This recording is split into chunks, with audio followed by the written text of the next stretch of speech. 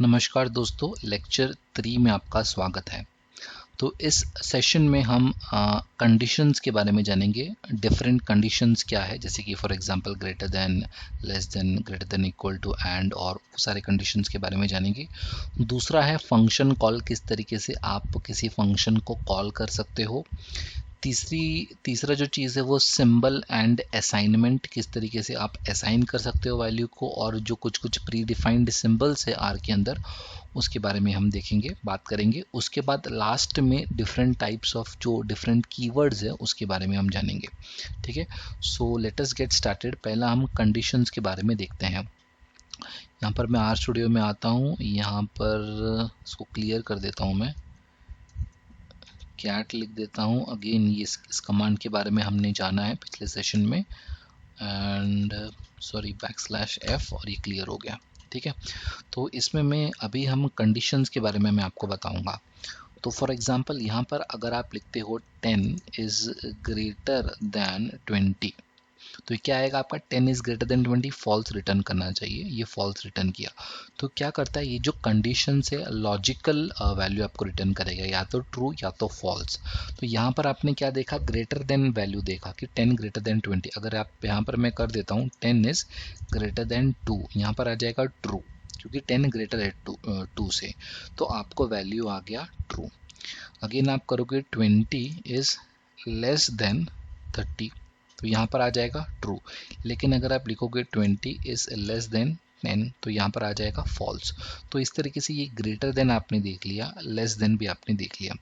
Similarly अगर आप लिखोगे 10 इज ग्रेटर देन और इक्वल टू 10, तो यहाँ पर आ जाएगा ट्रू, क्योंकि जो इक्वल टू वाला कंडीशन है ना वो सेटिस्फाई हो जा रहा है। 10 इज ग्रेटर देन और इक्वल टू 10, तो वो जो ग्रेटर देन इक्वल टू 10 वाला, जो इक्वल टू वाला है, वो कंडीशन सेटिस्फाई हो गया, तो यहाँ पर आपको आ गया ट्रू।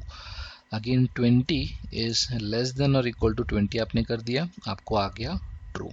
ठीक है, तो इस तरीके से हमने अभी क्या देख लिया, ग्रेटर देन देख लिया, ग्रेटर देन इक्वल टू देख लिया, लेस देन देख लिया, लेस देन इक्वल टू देख लिया। ठीक है, तो डिफरेंट कंडीशंस है, वो मैंने यहाँ पर नोटपैड में निकाल के रख दिया आप लोगों को बताने के लिए फॉर सेविंग टाइम।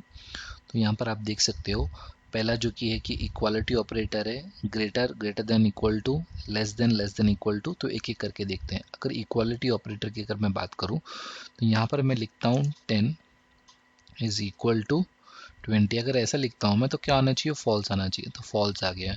अगेन मैं लिखता हूँ 10 इक्वल टू 10, लिखता हूँ यहाँ पर, ये कर देता हूँ, तो आ गया ट्रू। तो ये क्या था, इक्वालिटी ऑपरेटर। तो डबल इक्वल टू जो है वो आपका इक्वालिटी ऑपरेटर है।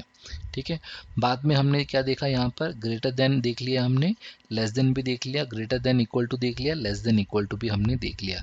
अभी हम एंड के बारे में जानेंगे। यहाँ पर एक ब्रैकेट लगा देता हूँ मैं, 3 + 1, तो क्या आएगा आपका 4 आएगा। यहाँ पर मैं एंड देख देता हूँ, और यहाँ पर 4 - 0 कर देता हूँ, और यहाँ पर कर देता हूँ, क्या आ गया, ट्रू। अब मैं काम करता हूँ, यहाँ पर एक कंडीशन दे देता हूँ, 3 + 1, ठीक है, और यहाँ पर दूसरा कंडीशन दे देता हूँ 3 - 0, ठीक है, और यहाँ पर एंटर कर दिया, ट्रू। मतलब और कंडीशन हो गया यहाँ पर, तो आपका एंड भी हो गया, यहाँ पर और भी हो गया कंडीशन। तो एंड कंडीशन भी आप यूज़ कर सकते हो, और कंडीशन भी आप यूज़ कर सकते हो। तो बेसिकली ये क्या है आपका एंड और जो आपका ट्रेडिशनल प्रोग्रामिंग लैंग्वेजेस में, फॉर एग्जांपल आप कोई भी इफ़ या फिर कंडीशन लिखने जाते हो, तो आप क्या करते हो, इफ़ ये कंडीशन ट्रू है एंड दूसरा कंडीशन भी ट्रू है, देन आपका उसके अंदर जाना चाहिए। या फिर अगर आप और लिखते हो, तो यहाँ पर एक एक्सप्रेशन होता है और या फिर ये एक्सप्रेशन होता है, ये अगर ये ट्रू हुआ या फिर और ये ट्रू हुआ, तो आपका लूप के अंदर घुस जाता है। तो सिमिलरली वही है यहाँ पर भी, और कुछ इतना डिफरेंस नहीं है। और दूसरा है not equal to, for example यहाँ पर आपने 10 लिख लिया, नॉट इक्वल टू 90, ठीक है, यहाँ पर आ गया ट्रू, क्योंकि 10 नॉट इक्वल टू 90 है। तो इस तरीके से आप जो कि डिफरेंट कंडीशंस है वो आप इसके अंदर परफॉर्म कर सकते हो। इसके अंदर अगेन मैं इसको क्लियर कर देता हूँ। ठीक है, तो डिफरेंट कंडीशंस के बारे में जाना हमने। अभी मूव करते हैं नेक्स्ट, क्या बाकी है, हमने कंडीशंस देख लिया है। जो नेक्स्ट वाला चीज़ हम देखने वाले हैं वो है सिंबल एंड असाइनमेंट के बारे में, ठीक है। तो फॉर एग्जांपल कुछ कुछ सिंबल्स होते हैं, फॉर एग्जांपल पाई, आपको पता होगा कि पाई, तो इसकी जो वैल्यू होती है वो 3.14 होती है। ये भी यहाँ पर डिफाइंड है, अगर आप पाई करोगे 3.14 आपको वैल्यू आ गया यहाँ पर। तो इस तरीके से प्री डिफाइंड वैल्यूज़ आप यूज़ कर सकते हो, ये एज अ सिंबल। दूसरा है असाइनमेंट। तो आर में क्या होता है, एक असाइनमेंट ऑपरेटर यूज़ होता है। तो ये जो आप चीज़ देख रहे हो, यहाँ पर आप जो चीज़ देख रहे हो, ये वाला डैश और ये वाला ग्रेटर वाला साइन, ये असाइनमेंट ऑपरेटर है। या तो आप ऐसा दो या फिर इसको ऐसा लिखो, ठीक है, ये असाइनमेंट ऑपरेटर है। फॉर एग्जांपल मैं क्या करने वाला हूँ, एक्स, एंड यहाँ पर मैं इसको क्या करने वाला हूँ, वैल्यू असाइन करने वाला हूँ 10, ठीक है। फिर मैंने x लिख दिया और एंटर मार दिया, यहाँ पर 10 वैल्यू आ गया। तो जैसे ही ये मैंने क्रिएट किया, यहाँ पर आपने देखा होगा कि ग्लोबल एनवायरनमेंट, ये वैल्यूज़ में x की वैल्यू 10 यहाँ पर आपको दिख गई होगी, ठीक है। तो यहाँ पर क्या किया हमने, असाइन किया वैल्यू। अब यहाँ पर मैं क्या करूँगा, 10 ऐसा लिखता हूँ और यहाँ पर मैं इस तरीके से इसको y में, y की वैल्यू को असाइन करता हूँ, एंटर करता हूँ और y करता हूँ, y में भी देख लिया आपने 10 आ गया। एक और तरीका है, फॉर एग्जांपल टेम्प नाम का एक वेरिएबल बनाया मैंने और उसमें मैंने इज इक्वल टू 20 लिख लिया और मैंने एंटर कर दिया, टेम्प वेर मैंने कर दिया और एंटर कर दिया, 20 आ गया, ठीक है। तो ये जो है, ये वाला जो लेस देन, उसके बाद डैश या फिर डैश उसके बाद ग्रेटर देन, ये वाला जो साइन है ये होता है असाइनमेंट ऑपरेटर इन आर। या फिर आप क्या कर सकते हो, सीधा इक्वल टू लिख सकते हो, उससे भी असाइन होता है, ठीक है। तो हमने असाइनमेंट ऑपरेटर के बारे में अभी जाना। जो लास्ट चीज़ जो इस सेशन में हम कवर करने वाले हैं वो है कीवर्ड्स। तो कीवर्ड्स अगेन ये बहुत इंपॉर्टेंट है, तो अगेन टाइम सेव करने के लिए मैंने यहाँ पर लिख के रख दिया है कुछ कुछ। तो यहाँ पर आप देख सकते हो NA, ये जो है आप जब भी आप कोई डेटा सेट लोगे उसमें कोई मिसिंग या फिर अननोन वैल्यू होगा तो वो आ जाएगा आपका एज NA, ठीक है।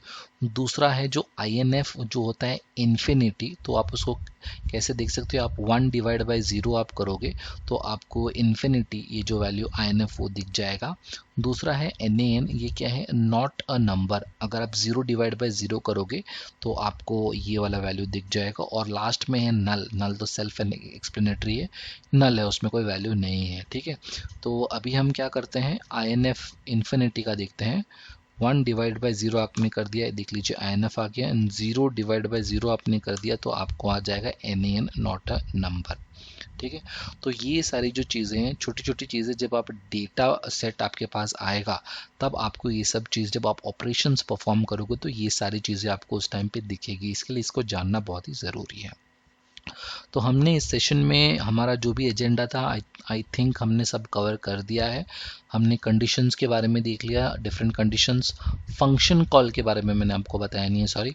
तो फंक्शन कॉल सिंपल है, फॉर एग्जांपल SQRT ये एक फंक्शन है, इसको अगर आपको कॉल करना है तो इसके अंदर क्या पैरामीटर लेने वाला है 16, तो आप एंटर कर दीजिए, आपको आ गया 4, ठीक है।